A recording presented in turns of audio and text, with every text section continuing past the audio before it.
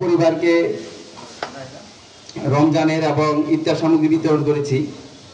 এর পরবর্তীতে সময়ে অনেকগুলো পরিবারে যারা বৃদ্ধ, অসুস্থ এবং অসহায় আছেন এবং শিশু, প্রতিবন্ধী, আপনারা দেখেছেন, অনেকে অবগত আছেন, আমরা আর্থিকভাবে সহযোগিতা করেছি।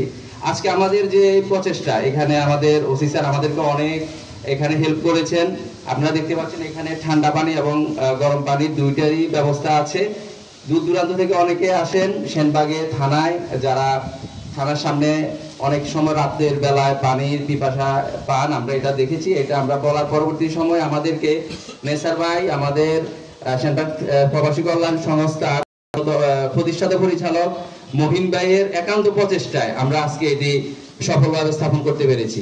আমি আবার ধন্যবাদ জানাই ওসি স্যারকে, উনি এত সুন্দরভাবে একটা আমাদেরকে আজকে করতে দেওয়ার জন্য। ধন্যবাদ। আমার বক্তব্য শেষ করলাম।